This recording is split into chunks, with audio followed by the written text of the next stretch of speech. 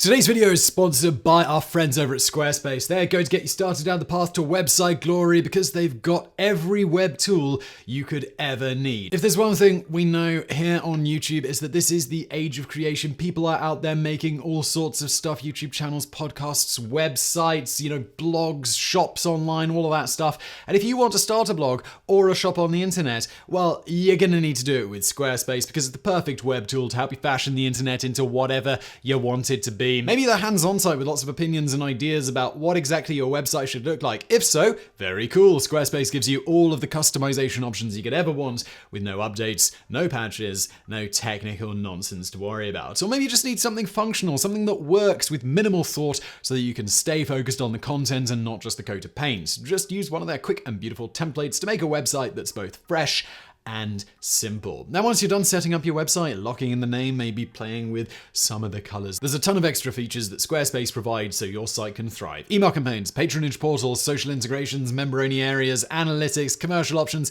24/7 customer support. Everything you need really is in one place. So when you're ready to get started on the next project of yours, big or small, if it involves a website, look, it's gotta be with Squarespace. Right now, you go to squarespace.com for a free trial, and when you're ready to launch your new site, go to squarespace.com/brainfood, and you'll save 10% off your first purchase of a website or a domain. And now, today's video. South Georgia lies 54 degrees south of the equator in the South Atlantic Ocean, some 1,900 kilometers off the coast of Argentina. A cold and inhospitable place covered in jagged, snow-capped mountains, fjords, and glaciers. Until its discovery by European sailors in 1675, the island had no permanent native population. For the next 300 years, the island would remain largely uninhabited, save for a handful of whalers and sealers harvesting the rich waters of the Antarctic Ocean. But in April of 1982, this frozen little speck of land became the touchpoint for one of the last great conventional wars of the 20th century, and played host to an extraordinary incident in which a small band of 22 British Royal Marines managed to hold off a vastly superior Argentine force and even disable an entire warship. This is the impossibly badass story of Mills's Marauders and the Battle of Grytviken. Along with the South Sandwich Islands, South Georgia is administered as a dependency of the Falkland Islands, a British overseas territory lying 1,400 kilometers to the east. Though the British have claimed sovereignty over the Falklands since 1833, this claim has long been contested by Argentina, where the islands are known as Las Islas Malvinas. In 1982, Argentina was gripped by economic and social turmoil in the wake of its 7-year dirty war, which saw the rise of a brutal military dictatorship, or junta, led by General Leopoldo Galtieri, Air Brigadier Basilio Lamidoso, and Admiral Jorge Anaya. Galtieri and Anaya, in particular, saw the retaking of the Falklands as an ideal means of distracting the Argentine people from their current troubles, settling an old score with Britain and reasserting Argentina's prestige and dominance in the region. Calculating that the British would not bother to retake such a small archipelago 13,000 kilometers from the home Isles, Anaya set the invasion for early April 1982. On March the 19th, the Argentine transport ship ARA Bahia Buen Suceso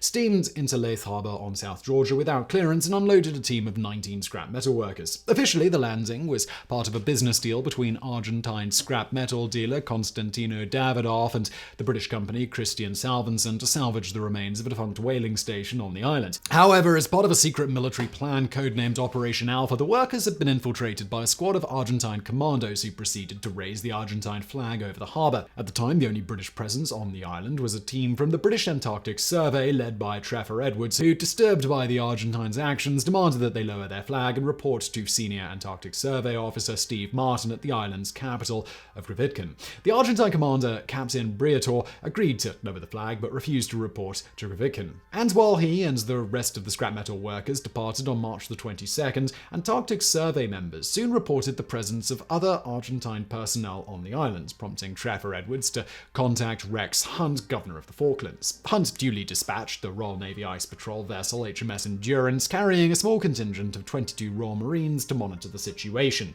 As the Endurance steamed towards South Georgia, the Argentines dispatched the corvettes ARA Drummond and ARA Granville to intercept her, as well as the ARA Bahia Paraiso to land a contingent of 10 naval commandos on the island. Over the next week, the Endurance and the Argentine vessels played a game of cat and mouse in the waters around the island, while British and Argentine officers worked to find a diplomatic solution. When none could be found, Endurance steamed into Grytviken Harbour and offloaded its its contingent of Marines, consisting of 2 detachments of 8 and 12 men, under the command of 24-year-old Lieutenant George Thompson and 23-year-old Lieutenant Keith Mills. On the day they landed, April 2nd, 1982, Argentina launched Operation Rosario, the large-scale invasion of the Falkland Islands. The 650-man invasion force quickly overwhelmed the island's tiny garrison, and within hours the British government at the capital of Port Stanley capitulated. On the same day, the Argentine corvette ARA Grytviken, carrying 40 Marines and 2 helicopters, was dispatched to South Georgia to capture the island,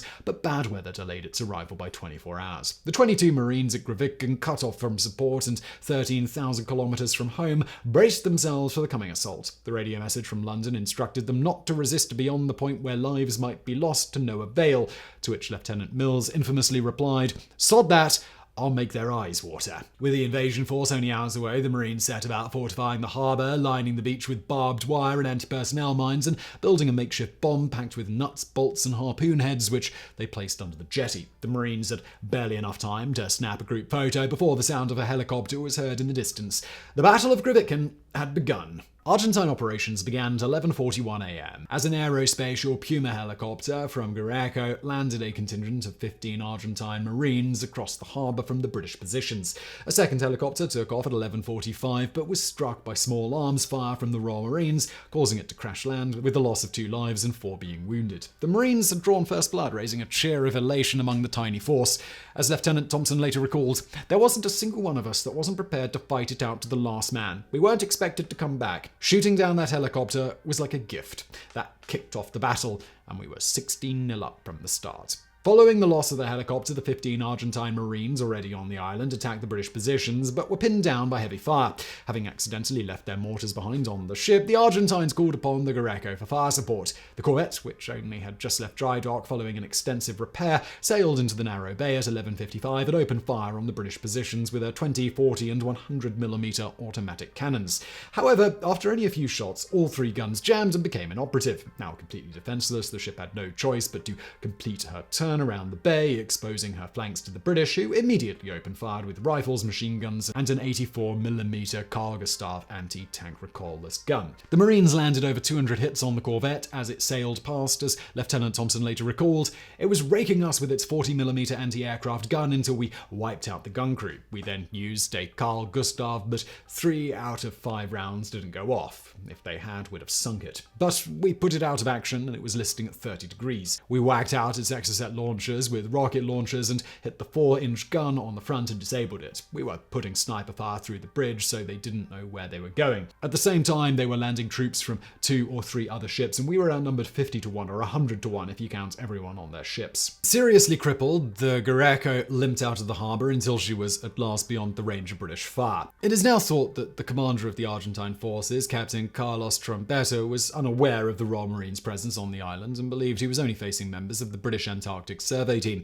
Otherwise, he would likely have not exposed his vessel to such dangerous conditions. Whatever the case, this bizarre engagement remains one of the few occasions where ground troops armed with only light weapons have taken on a warship and come out on top. Meanwhile, a helicopter from the Bahia Parisio had been ferrying more Argentine troops ashore out of range of British fire. With the Grytviken safely out of range, the Argentines attacked again, wounding Royal Marine Corporal Nigel Peters in the arm. At the same time, the Grytviken managed to repair her 100mm gun and open fire on the British positions. Realizing he was outnumbered and outgunned, Lieutenant Mills finally decided to call it quits and approached the Argentine positions waving a white flag. In a legendary bit of British bluff, Mills announced that he and his men would keep fighting unless the Argentines agreed to his terms, including safe passage for his men off the island. The Argentines agreed, only to discover, to their shock, that they had been facing a force of only 22 Marines. It was 12:48 p.m. Mills's Marauders, as they became known, had managed to hold out against a vastly superior force for more than an hour, inflicting 12 casualties to every one. This action has been likened to a modern-day Rorke's Drift, the 1879 battle in which 139 British soldiers held out against a force of 5,000 Zulu warriors in Natal, South Africa. Mills and his men were disarmed and taken aboard the Bahia Parisio. The Marines were treated well, as Corporal Andrew Lee later recalled. "The Argentines bore us no malice. They did understand the job we did. They were Marines like ourselves." Mills' Marauders were taken back to Argentina and airlifted back to the UK, where they arrived on April the 20th to a hero's welcome. 15 days earlier, contrary to Admiral Anay's calculations, the British government of Prime Minister Margaret Thatcher dispatched a naval task force to the South Atlantic to retake the Falkland Islands. Many of the Marines who had bravely defended South Georgia on the opening day of the conflict would return as part of Operation Parakeet, which succeeded in retaking the island on April the 25th. The fighting on the Falklands would rage on for another 50 days, finally ending on June the 14th, 1982, with the surrender of Argentine forces at Port Stanley. The Falklands War lasted for a total of 74 days and claimed the lives of 649 Argentinians and 255 British military personnel and 3 Falkland Islanders. It was the last large-scale conventional engagement the United Kingdom would fight entirely on its own, and the last major colonial war in the history of the British Empire. And while the conflict saw its fair share of heroic action on both sides, few can compare to the sheer badassery of 22 lightly armed Marines taking on an entire warship and winning. So I really hope you found this video interesting. If you did, please do hit that thumbs up button below. Don't forget to subscribe, and as always, thank you for watching.